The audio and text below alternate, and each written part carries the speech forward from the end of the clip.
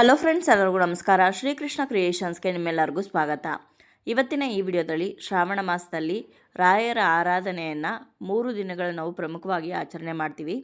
ಈ ವರ್ಷ ರಾಯರ ಆರಾಧನೆಯನ್ನು ಯಾವ ದಿನಗಳಲ್ಲಿ ಮಾಡಬೇಕು, ಪೂರ್ವಾರಾಧನೆ ಯಾವತ್ತು, ಮಧ್ಯಾರಾಧನೆ ಯಾವತ್ತು, ಹಾಗೆ ಉತ್ತರಾರಾಧನೆ ಯಾವತ್ತು ಅನ್ನೋದೆಲ್ಲದನ್ನು ಕೂಡ ತಿಳಿಸ್ಕೊಡ್ತೀನಿ. ಹಾಗಿದ್ರೆ ಇನ್ಯಾಕೆ ತಡ, ಬನ್ನಿ ವಿಡಿಯೋನ ಶುರು ಮಾಡೋಣ. ಶ್ರೀ ಗುರು ರಾಘವೇಂದ್ರ ಸ್ವಾಮಿಗಳು 17ನೇ ಶತಮಾನದ ಮಹಾನ್ ಸಂತರು.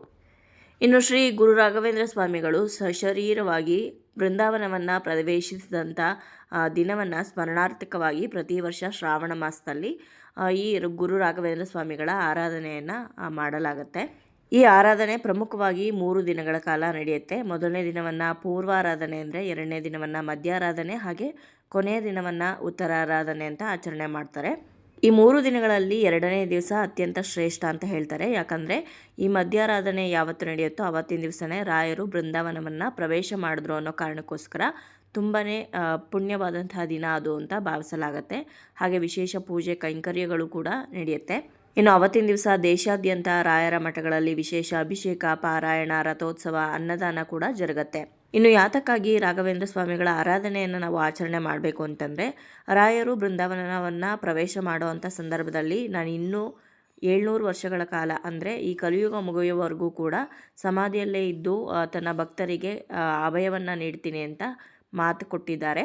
ಹಾಗಾಗಿ ಯಾರಿಗೆಲ್ಲ ತುಂಬಾ ಕಷ್ಟ ಇದೆ, ಯಾರಿಗೆ ಮನಸ್ಸಿಗೆ ಶಾಂತಿ ಅನ್ನೋದೇ ಇಲ್ಲ ಅಂಥವರು ಈ ಒಂದು ಆರಾಧನೆಯನ್ನು ಮಾಡಿದ್ರೆ ಅವರ ಸಂಕಷ್ಟಗಳು ನಿವಾರಣೆ ಆಗಿ ಅವರ ಇಷ್ಟಾರ್ಥಗಳು ಸಿದ್ಧಿಯಾಗತ್ತೆ ಅಂತ ಒಂದು ನಂಬಿಕೆ ಇದೆ. ಹಾಗಾಗಿ ಈ ಆರಾಧನೆಯನ್ನು ಮಾಡಬೇಕಾಗತ್ತೆ. ಇನ್ನು ಈ ವರ್ಷ ರಾಘವೇಂದ್ರ ಸ್ವಾಮಿಗಳ 355ನೇ ಆರಾಧನೆ ಆಗಿರುತ್ತೆ. ಹಾಗೆ ಈ ಆರಾಧನೆ ಆಗಸ್ಟ್ 27ನೇ ತಾರೀಕು ಆರಂಭವಾಗಿ ಸೆಪ್ಟೆಂಬರ್ 2ನೇ ತಾರೀಕುವರೆಗೂ ಕೂಡ ಇರುತ್ತೆ.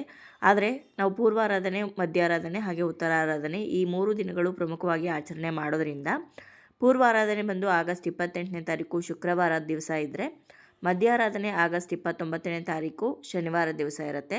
ಹಾಗೆ ಉತ್ತರಾರಾಧನೆ ಆಗಸ್ಟ್ 30ನೇ ತಾರೀಕು ಭಾನುವಾರದ ದಿವಸ ಇರುತ್ತೆ. ಈ 3 ದಿನಗಳ ಕಾಲ ನಾವು ರಾಘವೇಂದ್ರ ಸ್ವಾಮಿಗಳ ಆರಾಧನೆಯನ್ನು ಮಾಡಬೇಕು. ಅದರಲ್ಲೂ ವಿಶೇಷವಾಗಿ ಆಗಸ್ಟ್ 29ನೇ ತಾರೀಕು ಶನಿವಾರ ದಿವಸ ಮಾಡಿದ್ರೆ ತುಂಬಾ ಶ್ರೇಷ್ಠ ಅಂತ ಹೇಳ್ತಾರೆ. ಇನ್ನು ರಾಘವೇಂದ್ರ ಸ್ವಾಮಿಗಳ ಪೂಜೆಯನ್ನು ಸರಳವಾಗಿ ಮಾಡ್ಬೋದು, ಹಾಗೆ ಮುಡುಪನ್ನು ಕೂಡ ಕಟ್ಬೋದು. ಯಾವ ರೀತಿ ಪೂಜೆ ಮಾಡಿ ಮುಡುಪನ್ನು ಕಟ್ಟಬೇಕು ಅಂತ ನನ್ನ ಮುಂಬರುವಂಥ ವಿಡಿಯೋಗಳಲ್ಲಿ ತಿಳಿಸ್ಕೊಡ್ತೀನಿ. ಇವತ್ತಿನ ಈ ವಿಡಿಯೋ ನಿಮ್ಮೆಲ್ಲರಿಗೂ ಇಷ್ಟ ಆಗಿದೆ, ಹಾಗೆ ಉಪಯೋಗ ಆಗಿದೆ ಅಂತ ಭಾವಿಸ್ತೀನಿ. ವಿಡಿಯೋ ಇಷ್ಟ ಆದರೆ ಲೈಕ್ ಮಾಡಿ, ಬೇರೆಯವ್ರಿಗೂ ಕೂಡ ಶೇರ್ ಮಾಡಿ, ಹಾಗೆ ನಿಮ್ಮ ಅನಿಸಿಕೆ ಅಭಿಪ್ರಾಯವನ್ನು ಖಂಡಿತವಾಗ್ಲೂ ಕಮೆಂಟ್ ಮುಖಾಂತರ ಬರೆದು ತಿಳಿಸಿ. ಮತ್ತೊಂದು ಉಪಯುಕ್ತ ಪೂಜಾ ಮಾಹಿತಿಯೊಂದಿಗೆ ತಪ್ಪದೇ ನಿಮ್ಮನ್ನ ಭೇಟಿ ಆಗ್ತೀನಿ. ಅಲ್ಲಿಯವರೆಗೂ ಧನ್ಯವಾದಗಳು. ಲೋಕ ಸಮಸ್ತ ಸುಖಿನೋ ಭವಂತು.